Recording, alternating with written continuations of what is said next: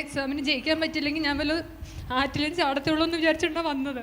പക്ഷെ എന്നാലും ഇവരുടെ ആറ്റി ചാടിയ ജർമ്മൻ ജയിക്കോടി കോച്ചാ, ആറ്റി ചാടിയ ജർമ്മനി പോകത്തെ, ആറ്റി ചാടിയ നരകത്തിലെ പോകത്തുള്ളൂ കോച്ചാ. അമ്മച്ചിക്ക് അറിയില്ല ഞാനിങ്ങനെ പ്രാർത്ഥിക്കുന്നുണ്ടെന്ന്. എൻ്റെ മനസ്സറിഞ്ഞതുപോലെ അമ്മച്ചി ഇവിടെ വന്ന് പ്രാർത്ഥിച്ച് എനിക്ക് വേണ്ടിയിട്ട് 13 ആഴ്ച മുടങ്ങാതെ ഇവിടെ വന്ന് കൊച്ചു പറഞ്ഞില്ല, അമ്മയോട് ഈ വിശേഷം പറഞ്ഞിട്ടില്ല. പക്ഷെ അമ്മയുടെ മനസ്സ് പറയുകയാണ് ഇവിടെ വന്നൊരു 13 ആഴ്ച വന്ന് പ്രാർത്ഥിക്കണം. കാരണം അവൻ കരഞ്ഞപ്പം വെള്ളക്കണ്ണീരല്ല വന്നത്, അവൻ കരഞ്ഞപ്പം ചുവന്ന കണ്ണീരാ വന്നത്. എന്റെ പേര് ജിജി, ഞാൻ എറണാകുളത്ത് നിന്നാണ് വരുന്നത്. എറണാകുളത്ത് എവിടെയാ മോളെ? പള്ളിപ്പുറം. പള്ളിപ്പുറം. ഏത് പള്ളിപ്പുറം? മഞ്ഞുമേലം. മഞ്ഞുമാതാവിന്റെ. എന്റെ ദൈവമേ, എവിടുന്നാ വരുന്ന പോലെ പിടികിട്ടിയോ? മഞ്ഞുമാതാവിന്റെ പള്ളി, പള്ളിപ്പുറം. ഹല്ലേലൂയ. നമ്മുടെ രൂപതയിൽ ഒരു അൽമേഡാച്ചനൊക്കെ ഉണ്ടായിരുന്നു. അൽമേഡാച്ചന്റെ വീട് എവിടെയുണ്ട് അറിയാമോ? അൽമേഡ. ദൈവമേ, അൽമേഡ ഫാമിലി നീച്ചോണ്ട് അടുത്ത് നിന്നുകൊണ്ട് പറഞ്ഞു കാര്യങ്ങൾ വന്നൊക്കെ ധൈര്യമായിട്ട് പറഞ്ഞു. നമ്മുടെ രൂപതയിലെ ഒരു വിശുദ്ധനായ തീഷ്ണമതിയായ ഈ രൂപതയ്ക്ക് വേണ്ടി മരിച്ചൊരച്ഛനാണ്. നിങ്ങൾ കാണേണ്ടതാണ്. കണ്ടിട്ടുള്ളവർ ഭാഗ്യമാകുമ്പോൾ കണ്ടിട്ടില്ലാത്തവർ ഭാഗ്യമില്ല. അതുപോലത്തെ ഒരു വൈദികനായിരുന്നു. ഒരുപാട് രൂപതയെ സ്നേഹിച്ച, കഠിനാധ്വാനം ചെയ്ത നല്ലൊരു മിഷണറി, നല്ലൊരു കൈ. ഞാനൊരു നേഴ്സാണ്. ഒറ്റയ്ക്കാണോ വന്നേക്കുന്നേ? ഇല്ല, അമ്മയുണ്ട്. അമ്മയും കൂടെ വന്നിട്ടെ. അമ്മ വാ. Hallelujah, hallelujah. ഞാനിപ്പം ജർമ്മൻ പഠിക്കുകയായിരുന്നു. ഒരു ഏജൻസിയുടെ അണ്ടറിൽ 10 ലക്ഷത്തിന്റെ കോൺട്രാക്റ്റിനാണ് ഞാൻ പഠിക്കുന്നത്. അപ്പം 10 ലക്ഷം രൂപ കൊടുക്കണോ? അവരിപ്പം നമ്മളെ ഫ്രീ ആയിട്ട് പഠിപ്പിക്കും. ഒരു റിക്രൂട്ട്മെന്റ് ഏജൻസിയാണ്, അവർക്ക് ഇൻസ്റ്റിറ്റ്യൂട്ടും ഉണ്ട്. അപ്പോൾ ഇൻസ്റ്റിറ്റ്യൂട്ടിൽ അവർ പഠിപ്പിക്കും നമ്മളെ ഫ്രീ ആയിട്ട്. അപ്പം വിത്തിൻ 6 മന്തിൽ നമ്മൾ എക്സാം എഴുതി പാസ്സാവണം. അതിന് പാസ്സായിട്ട് B2 കഴിഞ്ഞിട്ട് നമുക്ക് അവർ 6 മന്ത് ടൈം തരും. അതിനുള്ളിൽ നമ്മൾ എക്സാം എഴുതി പാസ്സാവണം. അപ്പോൾ ആ 6 മന്തിനുള്ളിൽ പാസ്സായില്ലെങ്കിൽ നമ്മൾ ഈ 10 ലക്ഷം രൂപ അവർക്ക് തിരിച്ചു കൊടുക്കേണ്ടി വരും. നിനക്ക് ഭയങ്കര ധൈര്യമാട്ടോ. എന്തായാലും കൈയടിച്ച് കർത്താവിന് മാത്രം കൊടുത്തേ. എന്നാ ഞാൻ കാണിച്ചു തരും എന്ന് പറഞ്ഞുകൊണ്ട് 10 ലക്ഷം രൂപ വെച്ചുള്ളൊരു പരിപാടിയാ. അപ്പം ഞാൻ എനിക്ക് പഠിക്കുന്ന സമയത്ത് എൻ്റെ ഫ്രണ്ട്സാണ് അച്ഛൻ്റെ അഭിഷേക വചസ് എനിക്ക് ഷെയർ ചെയ്ത് തന്നത്. അപ്പം ഞാൻ അതെല്ലാം അന്ന് അൽമേഡാച്ചൻ എന്നെ സ്നേഹിച്ചതിന് തിരിച്ചു തരുന്നൊരു സമ്മാനമാണ് മോളേത്. എന്നെ ഒരുപാട് സ്നേഹിച്ചൊരു വൈദികൻ, എന്നെ ജീവനായിരുന്നു, എന്നെ ഇഷ്ടമായിരുന്നു, എനിക്ക് ഒരുപാട് ഇഷ്ടമാണ്. തിരിച്ചും എനിക്ക് വലിയ ഇഷ്ടമായിരുന്നു. Hallelujah, hallelujah. എൻ്റെ പ്രാർത്ഥന പുസ്തകത്തിൽ എവിടെയോ അച്ഛൻ്റെ പടം ഇരിപ്പുണ്ട്. ഹല്ലേലൂയ. അപ്പം അത് കണ്ട് ഞാൻ എല്ലാ ദിവസവും പ്രാർത്ഥിക്കുമായിരുന്നു. എനിക്കിവിടെ വരണമെന്നും പ്രാർത്ഥിക്കണമെന്നൊക്കെ ആഗ്രഹമുണ്ടായി. പക്ഷെ അത്രയും ദൂരം അമ്മച്ചൻ എല്ലാ ദിവസവും രാവിലെ കയറി ഇതാ നിൽക്കുന്നതാ. വൈകുന്നേരം വരെ ഈ മനുഷ്യൻ നിൽക്കുന്നത് എങ്ങനെ നിൽക്കും നിങ്ങൾ ചിന്തിച്ചിട്ടുണ്ടോ? ഈ മനുഷ്യന് വേണ്ടി നിങ്ങൾ പ്രാർത്ഥിച്ചിട്ടുണ്ടോ? നിങ്ങൾ പ്രാർത്ഥിക്കണം. ലോകമെമ്പാട് വരുന്ന അനേകായിരങ്ങൾ അമ്മച്ചൻ്റെ മനസ്സുകൊണ്ടാണ്. ഇതുമായിട്ട് അങ്ങനെ ജോലിയുള്ള ദിവസങ്ങളിൽ ജോലി കളഞ്ഞേച്ച് വന്ന് നിൽക്കും. ജോലിയും വരുമാനവും അല്ല. ചൊവ്വാഴ്ചത്തെ ശുശ്രൂഷ പ്രധാനപ്പെട്ട 5 പൈസ ഞാൻ കൊടുക്കില്ല ഇതിന്. നിങ്ങളാരും അങ്ങനെയൊന്നും വിചാരിച്ചേക്കില്ല. വീഡിയോ പണിക്കാരനാണെന്ന് വിചാരിക്കില്ല. ഇദ്ദേഹം ശുശ്രൂഷകനാണ്. ഷിജോ അവിടെ ഇരിപ്പുണ്ട്. ഇവർ രണ്ടുപേരും കൂടെ ഈ ശുശ്രൂഷ ചെയ്യുന്നത്. നിങ്ങൾക്കറിയാം, കഴിഞ്ഞ കോവിഡിൻ്റെ നാൾ മുതൽ ഇന്ന് വരെ മുടങ്ങാതെ അഭിഷേക വചസ്സുകൾ ഏറെ ചെയ്തിട്ടുണ്ട്. ഒറ്റ ദിവസം മുടങ്ങിയിട്ടില്ല. ഒരു ദിവസം എൻ്റെ പ്രശ്നം വന്നു, എന്നിട്ട് അത് 10 മണിയായപ്പോൾ അത് ഏറെ ചെയ്തു. ഒറ്റ ദിവസം മുടങ്ങിയിട്ടില്ല ശുശ്രൂഷ. ഇന്ന് വരെ ഒറ്റ ദിവസം മുടങ്ങിയിട്ടില്ല. ആശുപത്രി കിടന്നുകൊണ്ട് ചെയ്തു. ഇത് ഇഞ്ചക്ഷനൊക്കെ ഇട്ടുകൊണ്ട് ഈ എന്നാ പറഞ്ഞ ട്രിപ്പൊക്കെ ഇട്ടുകൊണ്ട് കിടന്ന് ചെയ്തിട്ടുണ്ടെന്നാണ് പറയുന്നത്. Hallelujah, hallelujah. നമ്മൾ ഇതിനകത്തൊക്കെ ഒരു ദൈവത്തിൻ്റെ ഒരു ഇടപെടലുണ്ട്. നമ്മൾ പറഞ്ഞു അങ്ങനെ അഭിഷേക വചസ്സേ കണ്ടിട്ടുള്ളൂ. അപ്പം ഇവിടെ വന്നിട്ടില്ല ഇതിനു മുമ്പ്? ചെറുതിലെ ഞാൻ വന്നിട്ടുണ്ട്. എൻ്റെ സ്വന്തം വീട് ആലപ്പുഴയാണ്. എൻ്റെ സ്വന്തം വീട്. അപ്പം അന്ന് ഞാൻ ചെറുതിലെ എൻ്റെ സ്കൂളിൽ പഠിക്കുന്ന സമയത്ത് വന്നിട്ടുള്ളൂ, പിന്നെ വന്നിട്ടില്ല. അപ്പം അതുകൊണ്ട് എനിക്ക് വരണമെന്ന് ഒരുപാട് ആഗ്രഹം ഉണ്ടായി. ഞാൻ ഇത് കണ്ട് പ്രാർത്ഥിക്കുന്നുണ്ടായിരുന്നു. പക്ഷെ അമ്മച്ചിക്ക് അറിയില്ല ഞാനിങ്ങനെ പ്രാർത്ഥിക്കുന്നുണ്ടെന്ന്. എൻ്റെ മനസ്സറിഞ്ഞതുപോലെ അമ്മച്ചി ഇവിടെ വന്ന് പ്രാർത്ഥിച്ച് എനിക്ക് വേണ്ടിയിട്ട് 13 ആഴ്ച മുടങ്ങാതെ ഇവിടെ വന്ന് കൊച്ചു പറഞ്ഞില്ല, അമ്മയോട് ഈ വിശേഷം പറഞ്ഞിട്ടില്ല. പക്ഷെ അമ്മയുടെ മനസ്സ് പറയുകയാണ് ഇവിടെ വന്നൊരു 13 ആഴ്ച വന്ന് പ്രാർത്ഥിക്കണം. രണ്ടുപേരും അങ്ങോട്ടും ഇങ്ങോട്ടും പറയേണ്ട ആത്മാവ് ഒന്നിപ്പിക്കും മക്കളെ. ആത്മാവ് നമ്മുടെ ഹൃദയങ്ങളുടെ ഏറ്റവും എന്നാ പറയുക ദുർഗ്രാഹ്യമായിട്ടുള്ള ആഗ്രഹങ്ങളെ പോലും ആത്മാവ് വെളിപ്പെടുത്തുന്നു. ഈ അത്ഭുതം കണ്ടോ നിങ്ങൾ? മോളുടെ പ്രാർത്ഥന അവിടെ അവള് അമ്മയോട് പറഞ്ഞില്ല. പക്ഷെ അമ്മ ഇത് ആ സമയത്ത് ഇവിടെ ഒന്ന് പ്രാർത്ഥിക്കാൻ വരിക. അമ്മയോട് ആരാ പറഞ്ഞു ഇവിടെ വരാനായിട്ട്? കൊടുപ്പുന്നേലുള്ള ഒരു കൊച്ചു രാമഗിരിലെ 13 ആഴ്ച നേർന്നു. 6ാമത്തെ ആഴ്ച കഴിഞ്ഞു ബുധനാഴ്ച വ്യാഴാഴ്ച വിളിച്ച് പറഞ്ഞ് ജയിച്ചു എന്നും ആ പറഞ്ഞു. പറ ഇനി പറ, നീ സസ്പെൻഡ് കളയാതെ നീ പറഞ്ഞു ഇനി. അപ്പം 13 ആഴ്ച മുടങ്ങാതെ വന്ന് ആരാധന നൊവേനയും കൂടാന്നും പറഞ്ഞ് 13 നൊവേന വെച്ചൊരു ദിവസം ചൊല്ലിക്കൊള്ളാൻ നമ്മൾ നേർന്നിട്ടുണ്ടായി. അപ്പോൾ സെപ്റ്റംബർ 29 തീയതി ആയിരുന്നു എനിക്ക് എക്സാം. അപ്പം എക്സാമിന് പോയി. അത്യാവശ്യം നല്ല ടഫായിരുന്നു, എന്നാലും വിഷമിക്കാതിരിക്കാൻ വേണ്ടിയിട്ട് B2 എക്സാം. അപ്പം ട്രിവാൻഡ്രത്താണ് എനിക്ക് കിട്ടിയത്. അതാണെങ്കിൽ ഡിജിറ്റൽ എക്സാം. അതെ, ഡിജിറ്റൽ എക്സാം ആണ്. അത് തന്നെ ഭയങ്കര ബുദ്ധിമുട്ടായിരുന്നു. ഇവിടെ ഇരിക്കുന്ന കൊച്ചുങ്ങൾക്ക് ഇത് മനസ്സിലായി, കൊച്ചിന് സാക്ഷ്യം എന്നാണ്, മോളുടെ സാക്ഷ്യം നിങ്ങൾ ശ്രദ്ധിച്ചു. അപ്പം എക്സാമിന്റെ ഫസ്റ്റ് ക്വസ്റ്റ്യൻ തന്നെ വന്നപ്പോൾ എനിക്ക് ഭയങ്കര ബുദ്ധിമുട്ടായിട്ട് തോന്നി. അതാണെങ്കിൽ ഓൾറെഡി ഇൻസ്ട്രക്ടർ പറഞ്ഞ് കുറച്ച് ഇൻസ്ട്രക്ഷൻ തന്നിട്ടുണ്ട്, ഇന്ന സാധനം സിസ്റ്റത്തിൽ വരും, നിങ്ങളത് ക്ലിക്ക് ചെയ്ത് എന്നോട് പ്രത്യേകം പറയുകയും ചെയ്തു. പക്ഷേ ഫസ്റ്റ് പാർട്ട് എഴുതി കഴിഞ്ഞപ്പോൾ തന്നെ അറിയാണ്ട് അതിന്മേൽ ക്ലിക്ക് ചെയ്തു പോയി. ക്ലിക്ക് ചെയ്യില്ലെന്ന് പറഞ്ഞത് ക്ലിക്ക് ചെയ്തു. അതോടെ എൻ്റെ ഫുൾ എക്സാം എഴുതുന്നത് മൊത്തം ഡിലീറ്റ് ആയി. നോക്കിക്കേ, ഒരു പരീക്ഷ മുഴുവൻ ചെയ്തു വന്നിട്ട് ക്ലിക്ക് ചെയ്ത് തൊട്ട് കഴിഞ്ഞത് മുഴുവൻ ഡിലീറ്റ് ചെയ്തത് മുഴുവൻ വെള്ളത്തിൽ.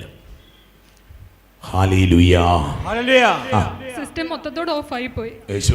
അപ്പം വീണ്ടും അത് സ്കാൻ ചെയ്ത് വേണം ഓപ്പൺ ചെയ്യാനായിട്ട്. അപ്പോൾ ഇൻസ്ട്രക്ടർ വരില്ല. എനിക്ക് എന്ത് ചെയ്യണമെന്ന് അറിയില്ല. ഇനി എനിക്ക് ആ പ്രാവശ്യം എക്സാം എഴുതാൻ പറ്റത്തില്ലെന്ന് ഞാൻ വിചാരിച്ചതായിരുന്നു. പിന്നെ മാതാവിനെ ഉണ്ണീശോ അന്തോണിസ് പുണ്യാളെ എല്ലാവരെയും വിളിച്ച് വിശ്വാസപ്രമാണം എത്രയുള്ള മാതാവൊക്കെ ചൊല്ലിക്കൊണ്ടിരിക്കുവായിരുന്നു. എനിക്ക് അവിടെ അറിയാവുന്ന പ്രാർത്ഥന മുഴുവൻ അങ്ങോട്ട് ചൊല്ലി പ്രാർത്ഥിച്ചു. ഒരു 3-4 മിനിറ്റ് കഴിഞ്ഞപ്പോൾ സിസ്റ്റം ഓട്ടോമാറ്റിക്കലി ഓപ്പൺ ആയി വന്നു.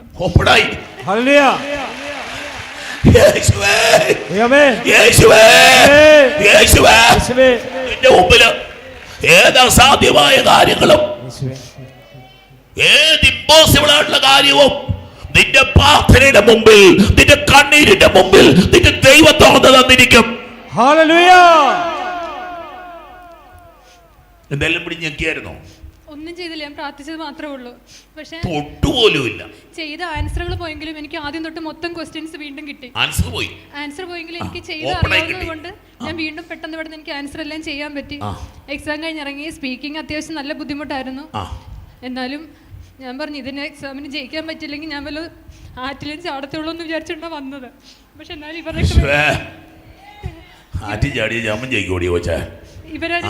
ജർമ്മനി പോകത്ത 10 ലക്ഷം കൊടുക്കാനുള്ള അവസ്ഥ ഇല്ലാത്തതുകൊണ്ട് പറഞ്ഞു. പിന്നെ ജീവിച്ചിരുന്ന കാര്യം 10 ലക്ഷം കൊടുക്കാനും നമ്മുടെ കയ്യിലില്ല. അത് കഴിഞ്ഞ് വീട്ടിൽ അല്ല വനുവോളെ, നിന്റെ കൈ 10 ലക്ഷം കൊടുക്കാൻ വകയില്ലെങ്കിൽ ദൈവത്തിന്റെ കൈ 10 ലക്ഷം രൂപ കൊടുക്കാൻ വകയുണ്ട്. എന്റെ കർത്താവിന്റെ കയ്യിൽ 10 ലക്ഷം കൊടുക്കാൻ കഴിവുണ്ട് മോളെ. നിന്റെ കഴിവുകേടുകൾ നിന്റെ ദൈവത്തിന്റെ മക്കൾ നിറവായിട്ടിരിപ്പുണ്ട്. അത് ഓർത്താൽ മതി. ദൈവ മക്കള് ഓടിപ്പോയി ചാകാനല്ല തുടങ്ങേണ്ടത്, ഓടിപ്പോയി അസ്വസ്ഥപ്പെടാൻ എന്റെ ദൈവത്തിന്റെ കയ്യിലുണ്ട്. അറിയാവുന്ന പ്രാർത്ഥന മുഴുവൻ സിസ്റ്റത്തിന്റെ മുമ്പിൽ നിന്ന് ചൊല്ലുമ്പോൾ തുറക്കുക. ഇത് അതിനുശേഷം പ്രാർത്ഥനകൾ മാത്രമേ ഉണ്ടായുള്ളൂ. അമ്മച്ചി മുടങ്ങാണ്ട് എല്ലാ ദിവസവും ഇവിടെ വരുന്നുണ്ടായി. അപ്പൊ ഞാൻ എക്സാം കഴിഞ്ഞതിന്റെ പിറ്റേ ദിവസം അമ്മ ആലപ്പുഴയിൽ നിന്ന് വരും. കാലിന് അത്ര നല്ല സുഖമുള്ള ആളല്ല, അമ്മ വരുമായിരുന്നു. അപ്പം എക്സാം കഴിഞ്ഞ് എൻ്റെ 2 ദിവസം കഴിഞ്ഞപ്പോൾ മക്കൾക്ക് ലീവ് ഉണ്ടായിരുന്നോണ്ട് ഞാൻ കുട്ടികളെയും കൂട്ടി വീട്ടിലേക്ക് വന്നിട്ട് അമ്മയോട് പറഞ്ഞമ്മേ, എനിക്ക് നാഗമ്പടത്ത് പോയി പ്രാർത്ഥിക്കണം, പരീക്ഷ ജയിക്കാൻ വേണ്ടി പ്രാർത്ഥിക്കണം എന്ന് പറഞ്ഞു. അപ്പം അമ്മച്ചി പറഞ്ഞു, മോൻ ഇപ്പം പോവണ്ട, മോൻ്റെ സമയമായിട്ടില്ല, മോന് റിസൾട്ട് വന്നു കഴിയുമ്പോൾ സാക്ഷ്യം പറയാനായിട്ട് വന്നാൽ മതി എന്ന് പറഞ്ഞു. എന്തൊരു ധൈര്യമായത്. ഇപ്പൊ കൊച്ചു പോവണ്ട, നീ സാക്ഷ്യം പറയാൻ പോയാൽ മതി, നീ യാചിക്കാൻ പോകണ്ട, നീ പ്രാർത്ഥിക്കാൻ പോകണ്ട. അമ്മ പോകുന്നുണ്ട്, എന്റെ മോള് സാക്ഷ്യം പറയാൻ പോകുന്നു.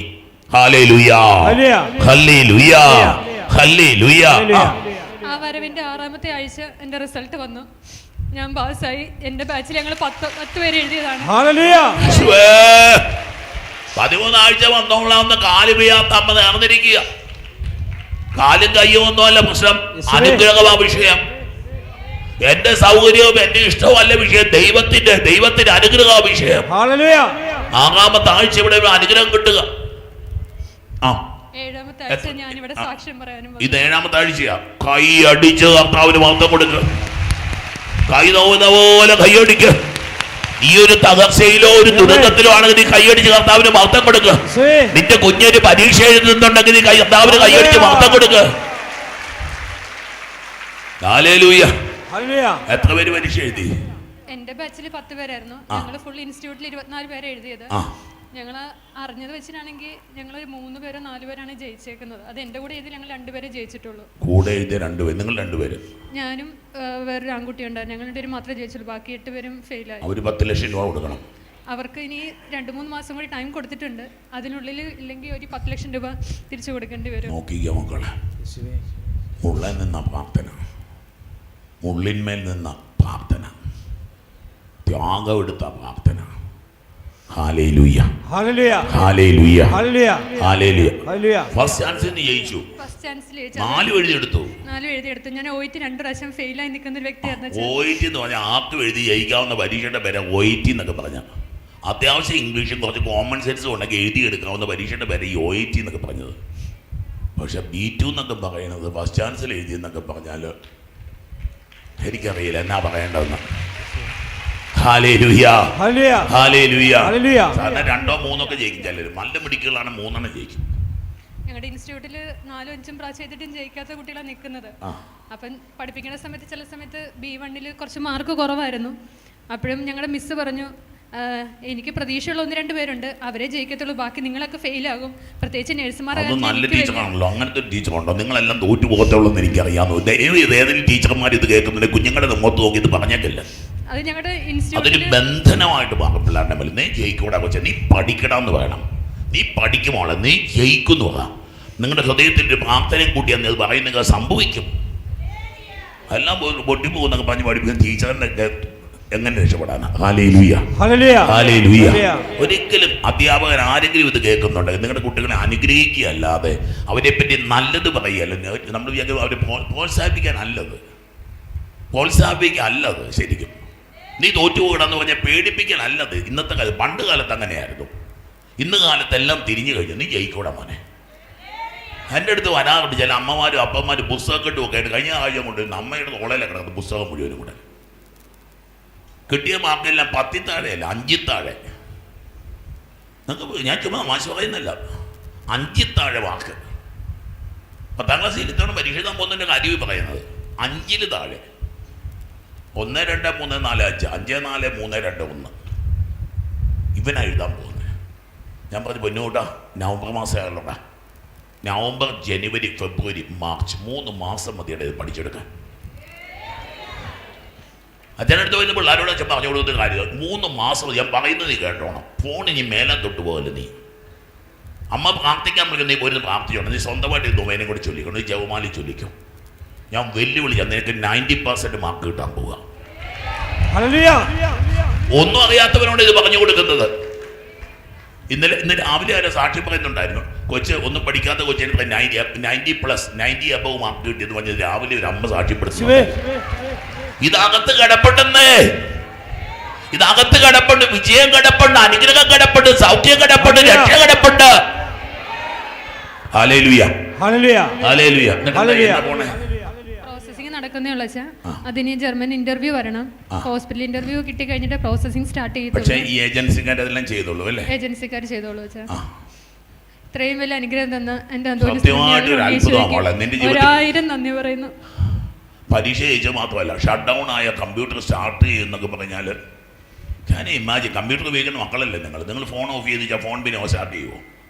അല്ലെ റീബൂട്ട് ചെയ്യണം. നോക്കിയോ മക്കൾ, ദൈവം ഇറങ്ങി നിൽക്കൂടാ. നിന്റെ കണ്ണീര് വല്ലാതെ നിലത്ത് വീണ് ചെതറുമ്പോഴുണ്ടല്ലോ, ദൈവം ഇങ്ങനെ ഇറങ്ങി കണ്ണീരിൻ്റെ നടുക്ക് ഇങ്ങനെ ദൈവം ഇങ്ങനെ നിൽക്കുന്ന കാണും. കാരണം അവൻ കരഞ്ഞപ്പം വെള്ളക്കണ്ണീരല്ല വന്നത്, അവൻ കരഞ്ഞപ്പം ചുവന്ന കണ്ണീരാ വന്നത്. അവൻ ചോര കരഞ്ഞവനാ നിന്റെ ദൈവം, ചോര കരഞ്ഞവനാ നിന്റെ ദൈവം. നീ വെള്ളം കരയുന്നവനാ, പക്ഷെ അവൻ ചോര കരഞ്ഞവനാ. അവന് മനസ്സിലാകാത്ത ഒരു കണ്ണീർത്തുള്ളിയില്ല മക്കളെ. ഹല്ലേലൂയ. ദൈവം നിന്നെ അനുഗ്രഹിക്കട്ടെ മോളെ. നീ അനുഗ്രഹമാണ് നിന്റെ കുടുംബത്തിന്റെ, നിന്റെ പ്രിയപ്പെട്ടവരുടെ അനുഗ്രഹമായിട്ട് നീ മാറട്ടെ. നീ ചെല്ലുന്നിടത്തെല്ലാം ദൈവത്തിന്റെ വിസ്മയം കാണട്ടെ. ശബരാന താഹ ബാരാഹീരാഹീര. അമ്മേ